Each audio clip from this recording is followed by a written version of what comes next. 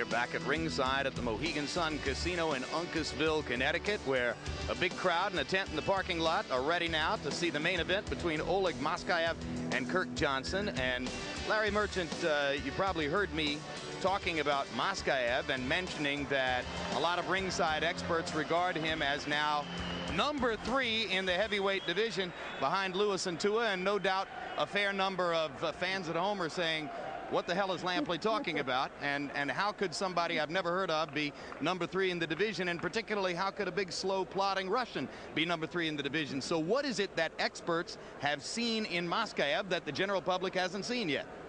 What you hear constantly from fight people is he's solid. Solid is fight speak for, we haven't seen enough of him to make him a future champion, but he's got some serious strengths. Quick, powerful hands, a good jaw, courage, well-conditioned athlete.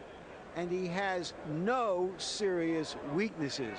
And what that means simply is, to beat him, somebody has to have some kind of special quality. Which Kirk Johnson may in fact have, because while all of the qualities that Larry mentions about Maskaev, Emmanuel, are good, Johnson is quicker, slicker, and by some standards ought to be able to outbox Maskaev. So what can Johnson do to make the fight be about his skill instead of Maskaev's stability?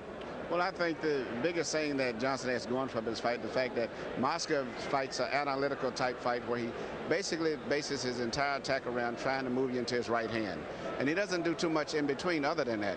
And if Johnson can get out and get ahead of him and start working the jab, picking up points while Maskaev is waiting on that perfect situation for the right hand, Kirk Johnson has a very good chance of winning this fight on a decision. If he can stay away from the right hand for 12 full rounds, that would be a very good idea. Let's take a look at the tail of the tape between Kirk Johnson and Oleg Maskaev, and you will see that once again these are good-sized heavyweights, 230 and 232 and a half, a 2-inch reach advantage for Johnson, a half-inch height advantage for Maskaev.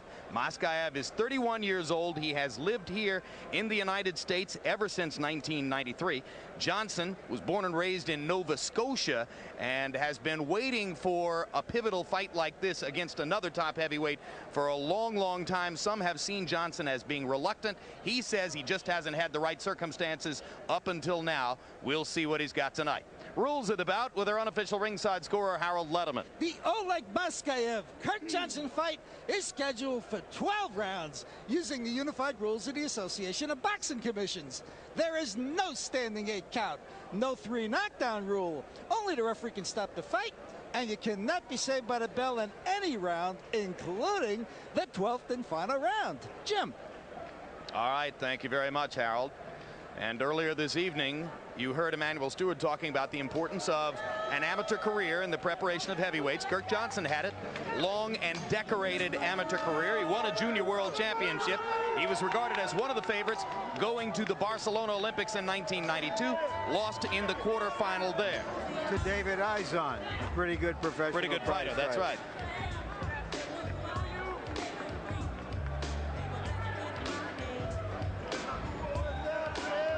He was nurtured by his father to be a fighter, has been through a succession of top trainers, including Teddy Atlas for a brief period of time, and now is back with the trainer with whom he started, Curtis Coates. Left Teddy Atlas under unusual circumstance. They had a fight between them, and Johnson bit him in the face. But you know, in between all of the trainers he's had, I think the real key trainer still has been his father, who's been the one that's really... His father talks with him all the time, no question about it.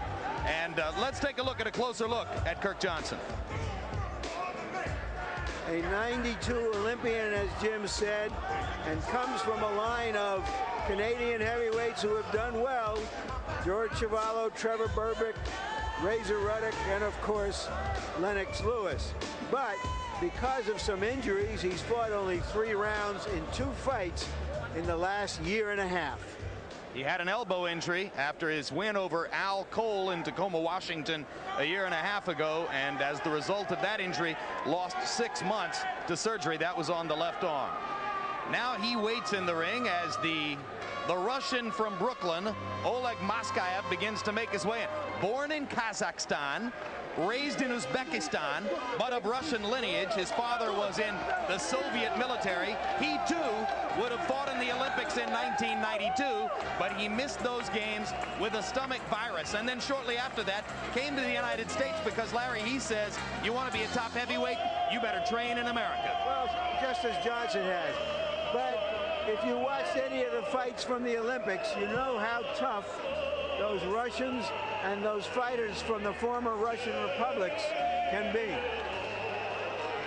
And here's a closer look at Oleg Maskaev, whose only 2 losses were to Oliver McCall and David Tua. Yeah, since he lost to Tua in a controversial stoppage, 10 straight wins, 9 KOs. His trainer says that the reason he isn't being recognized is because he's a white heavyweight, and people are naturally skeptical of white heavyweight. Maybe that's why they call him the Big O for Oleg. Of course, the original Big O, the legendary Oscar Robertson.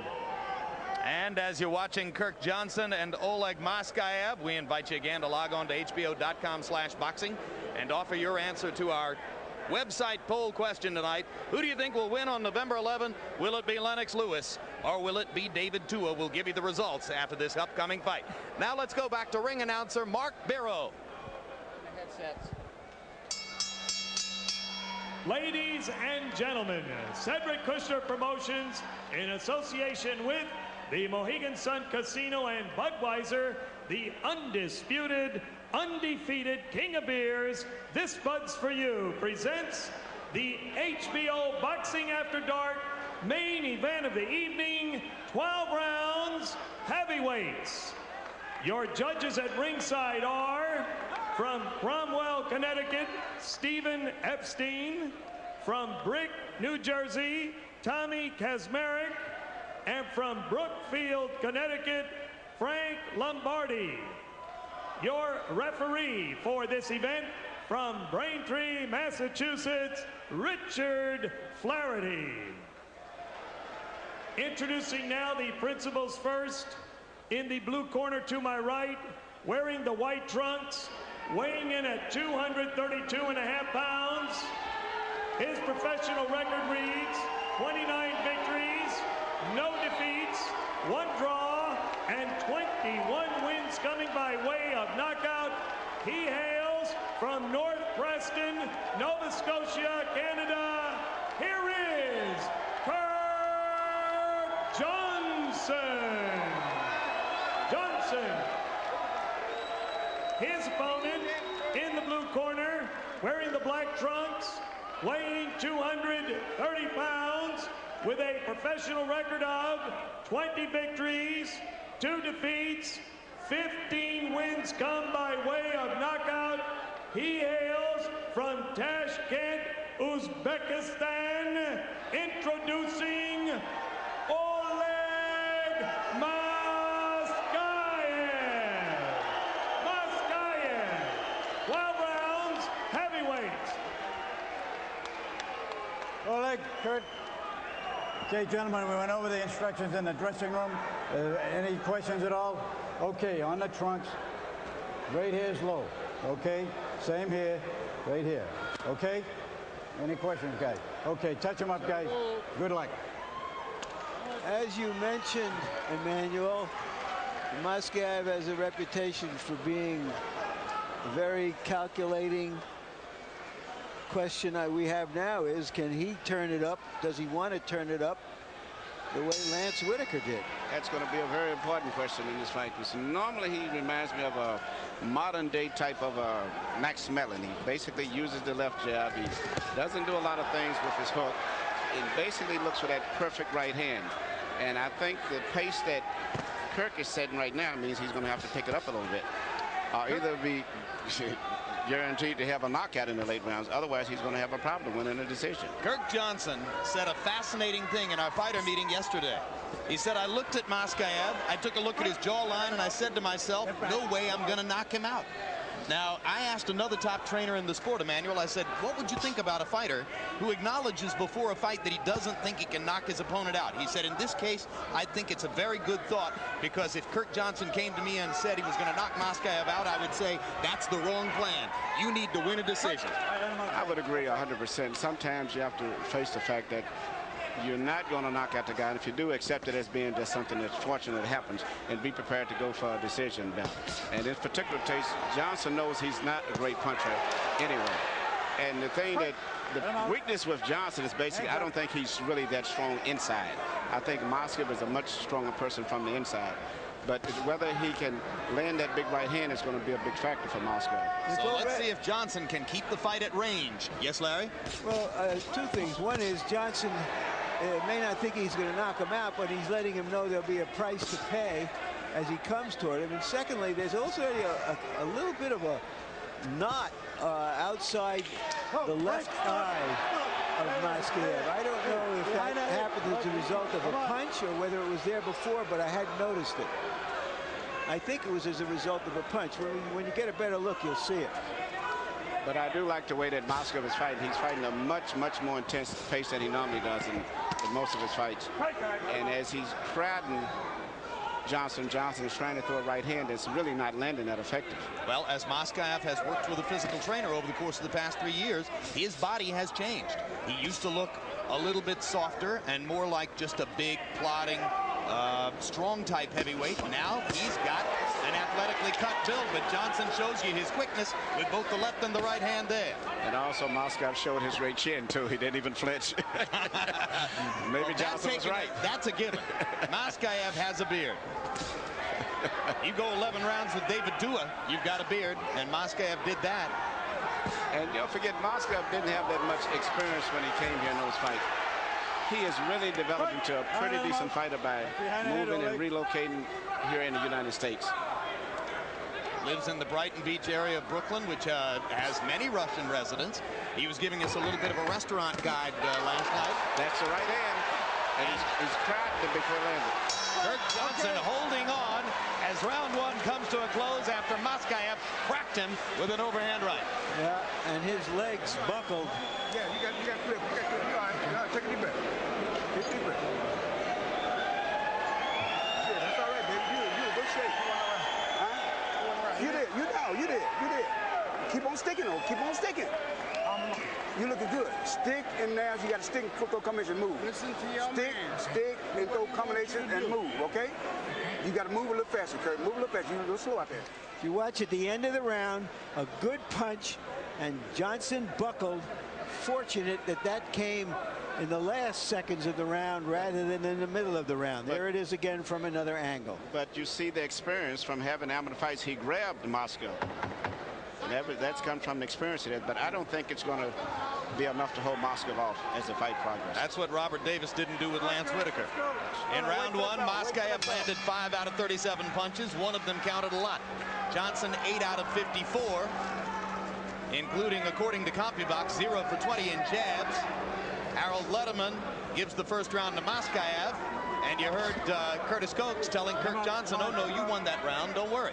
I gave that round to Johnson. Well, regardless, I don't think it's going to go to limit. I think Maskaev's going to knock him out from what I can see. That was a right hand by Johnson, and Maskaev stepping right through it again. Big left hand by Johnson, and Maskaev keeps coming. Maskaev is close, and he's going to land that short right hand. And Kirk's right hand is not that effective. But the thing is, Maskaev is crowding him. He's getting very much on top of him where he can't see the right hand as it's coming. Maskaev stepping in and shortening the distance. And again, having the chin gives you the freedom to do this. If you think you can take your opponent's punch, you just keep coming forward and get into range to throw your own. It's so important in the heavyweight division to be able to withstand punishment. You have to be able to take a good punch, particularly heavyweight. What Maskaev is doing, he's shooting his right hand after he gets very close. He's not shooting it at a long enough distance where Kirk can avoid it. Normally, Kirk Johnson depends on moving back and getting out of range, but in this case, Maskaev is getting extremely close before he throws the right hand.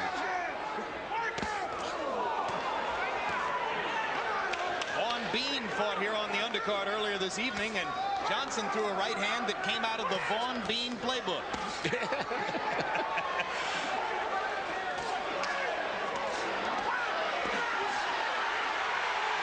Johnson just can't keep Maskaev off of it. Now he bombs him again with an overhand right.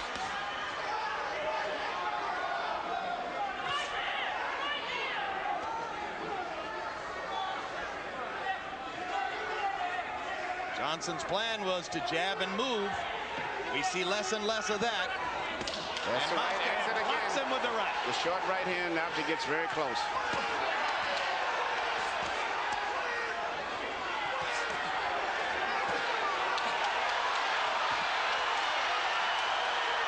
Trainer Bobby Jackson asked Maskaev to be more aggressive early. He said, I'm tired of watching Oleg let fighters coast. I want him to go out and kick ass from the very beginning. And Maskaev here in round 2 has a kick-ass look in his eye. I've never saw him fight with this type of intensity.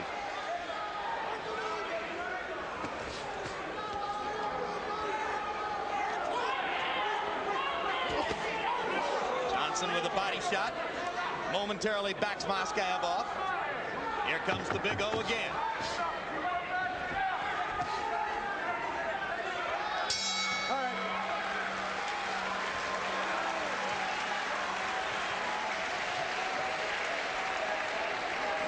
You get him in the corner, and you start looking at him, and you're pulling back. Give me that one. You're pulling back on your right hip. Stay on your left hip. Whatever comes, work like we're working. Slip it and punch hard. You understand? Give me a deep breath. Nice and easy. Control your breathing. You know what to do. Come on, this guy wants to go. Keep him backing up. But don't look at him when he stops. Work him over. Got me? You know what we worked on? Let him find you. Jab, jab. Move. Shove him the pretty leg. Let them tossers fly. Okay? You got it? You all right? Yes, mouthpiece. Yep, we got it. We got it. Here we go. Here we go. Come on, come on. Let's move this round now. Don't slide with this boy.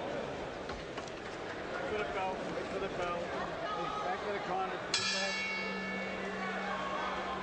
Kirk Johnson has never lost a professional fight, but he confessed to us yesterday in our fighter meeting that he's nervous before every fight, and he thinks of every conceivable scenario by which he could lose, and he keeps asking his trainer, am I good enough? Did I do enough to get ready for this? Kirk Johnson has seen nothing in the first 2 rounds that should give him a greater sense of security against an oncoming Oleg Maskaev. Being nervous before a fight is a normal reaction for most fighters, so it's nothing that unusual. But I'm really surprised that Johnson is fighting with so much determination himself. This has turned out to be a much more intense fight than I'd ever anticipated between these two.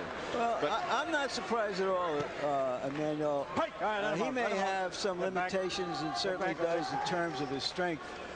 But he's always shown some courage when he was face down, and does the best he can for a guy who doesn't have a big punch. He just took a real hard right hand. Don't hit. Johnson is throwing right hands also, but his right hands are pretty much being shielded by Maskaev, and they have a little bit more arm on them than Maskaev. Maskaev have much more body weight, and they're much more shorter and direct.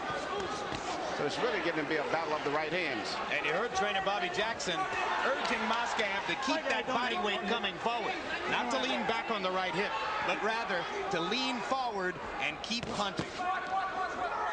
He's fighting a much more aggressive fight than I ever anticipated. So it's a good one here midway through the 3rd.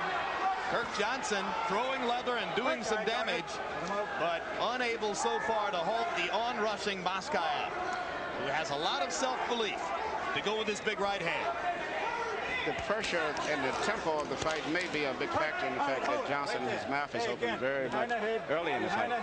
And if that continues the way it's going, it's going to be a big factor as the fight goes on, meaning that Johnson is getting tired. And he cannot afford to get tired with a fighter who punches with such a devastating short right hand as Maskaev has.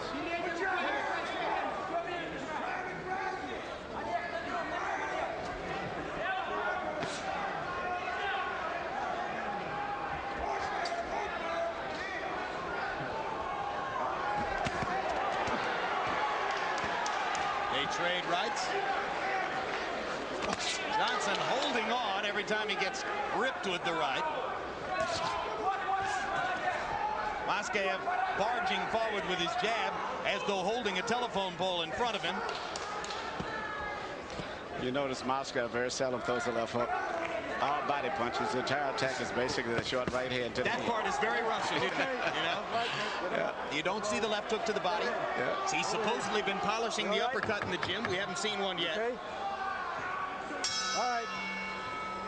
And round 3 comes to a close.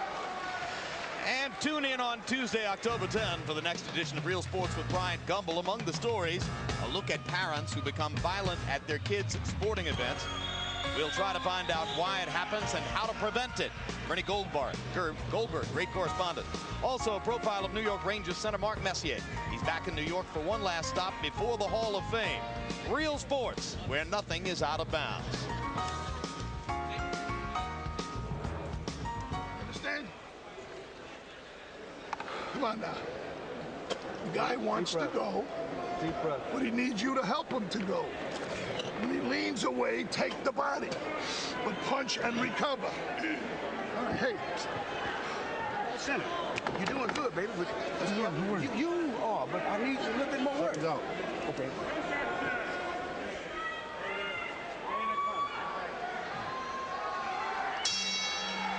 CompuBox numbers through 3 rounds say Maskaev has been the better jabber. 16 out of 58 to 7 out of 79 for Johnson. The jab was more key to Johnson's plan for winning the fight. Harold, how do you have it through 3? Okay, Jim. I got it. Oh, and Harold, we've got a knockdown. A big knockdown with a left hand by Kirk Johnson. 6, 7, 8. Oh, you all right? Big gloves. Put your hands up. This is a whole new fight, Manny. A left hook that came after the right hand, and no one was expecting a left hook. But this, once again, is going to be interesting to see if he can survive. Maskaev goes through the ropes. Same place where he put Hasim Rahman last year in Atlantic City. It's over. And the referee stops the fight. And Kirk Johnson, who told us that he didn't think he could knock out Oleg Maskaev, does it with a huge left hand. I mean, a big one. Well, we've talked about it, Emmanuel, endlessly about the left hook being the most devastating punch in boxing. And particularly the left hook that comes after right hand, much like Mike McCallum hit Don Curry with, and Bob Foster knocked out Big Tiger. Bob Foster knocked out Mike Corey. Joe Frazier knocked down Muhammad Ali. Yes. With a left hook. But particularly after right hand, you never see it when you throw a right hand. It comes off the blind side. And that was not so much it was a hard punch, but the fact that he didn't even see the punch. It would got to be a battle of right hands, and Kirk cheated a little bit to throw a left hook after he threw a right hand. Well, he had Maskaev coming in aggressively, looking to throw the right, leaving himself a little bit open. And he is a quicker-handed fighter than Maskaev. So I wonder if Curtis Coates asked for that left hook after the right hand. He's a pretty sweet fighter. He's pulled a few tricks himself back in his career. Well, I think it got to be, as I said, a battle of right hands, and if someone threw a left hook, it was something that no one expected. It was a beauty. Yes. Larry Merchant headed into the ring. Kirk Johnson enhances his unbeaten credentials. Been waiting a long time for this man to emerge into stardom, and he might have done it with a big blow right there. He did it tonight. Oleg Maskaev was the man we were calling number 3 in the heavyweight division, partially because he knocked Hasim Rahman through the ropes in Atlantic City, and now it's Maskaev who gets to go through the ropes tonight. And let's take another look, Manny, and tell us again about how he set up the left hook. Well, basically, he threw a right hand, which basically Maskaev was looking for all night, but he came back with a left hook, and that was something that he had not been throwing effective the last couple of rounds. And Maskaev, it wasn't so much that the punch was just hard, he didn't see the punch. And that's the worst punch in boxing, to get hit with the punch you don't see. As you say, Mike McCallum against Donald Curry, Bob Foster all those years ago. Oh, it's the most dangerous punch in boxing, a left hook that follows a right hand. Boom. Brilliant shot by Johnson. This is the man who said to us yesterday, I don't think I can knock Maskaev out. He proves himself wrong as he comes back to do more damage and just lands with lefts and rights until Oleg goes through the ropes. Both fighters came in with a lot of determination in their eyes tonight, which, you know, and this is a fight that could have easily been a very boring fight, with Maskaev basically back and back like he has did in the past a lot, waiting for the perfect right hand. But he came out more aggressive, and Kirk Johnson just had a look in his eye when he came in, and he was just determined to not be denied tonight. So I think the emotional state of the mind made it a much more exciting fight than I expected it to be. And you know what? Talent rose to the top, because as good as Maskaev is, he doesn't have the natural gifts that Kirk Johnson has always had, and tonight Kirk Johnson capitalized on those gifts. Let's go to Mark Vera with the official particulars on the decision. Ladies and gentlemen, the time, 51 seconds of the 4th round. The winner by knockout and still undefeated, Kirk Johnson.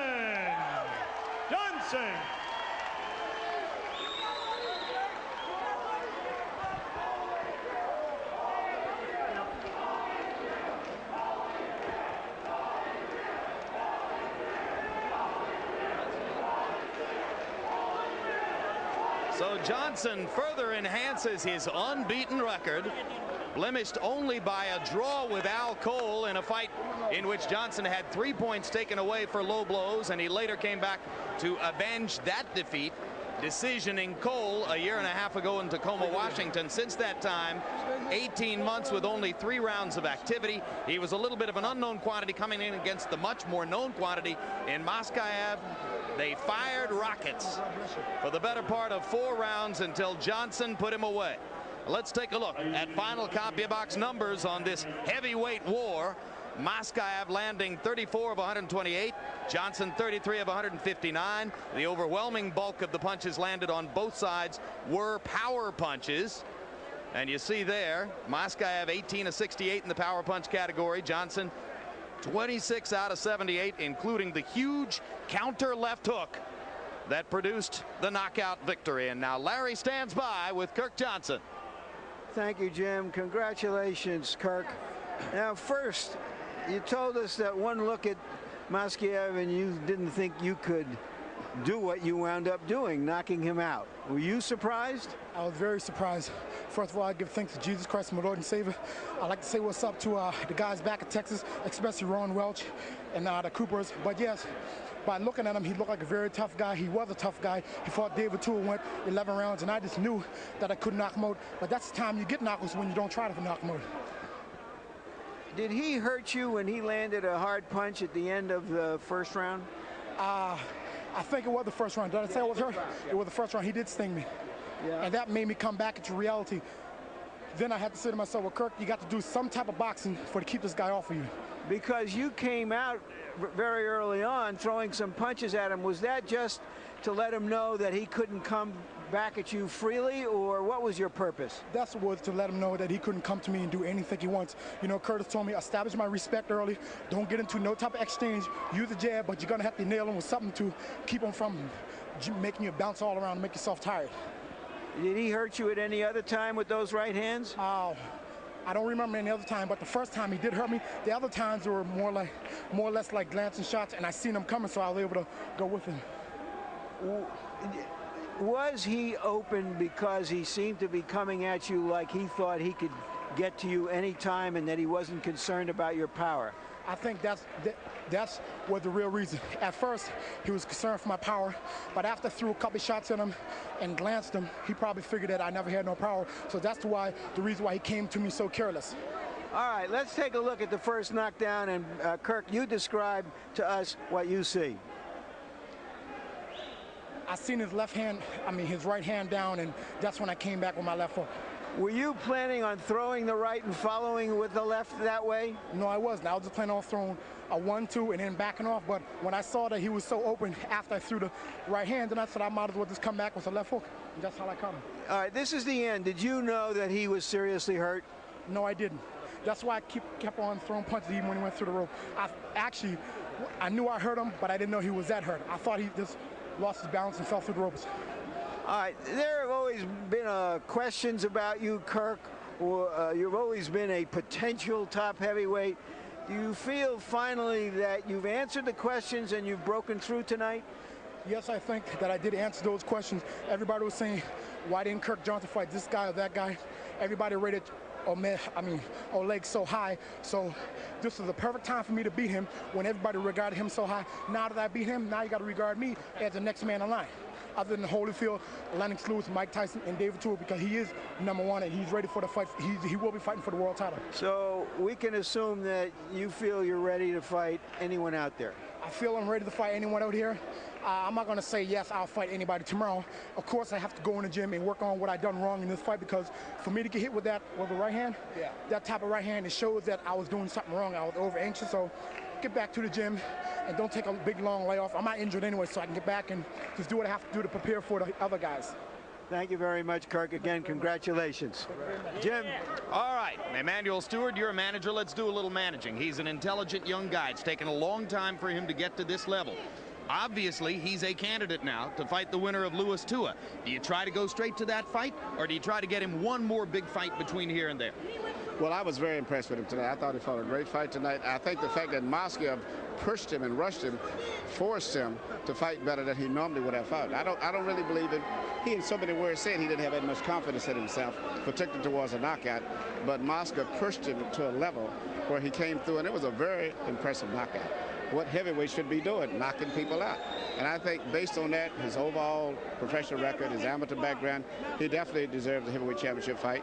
And I have no problem with Lennox, and I'm quite sure Lennox has no problem with fighting him his very next fight. Hey, listen, Lennox would love to fight him, wouldn't he, and give a Canadian a shot at the heavyweight championship? It would be very interesting, you know. Well, let's see.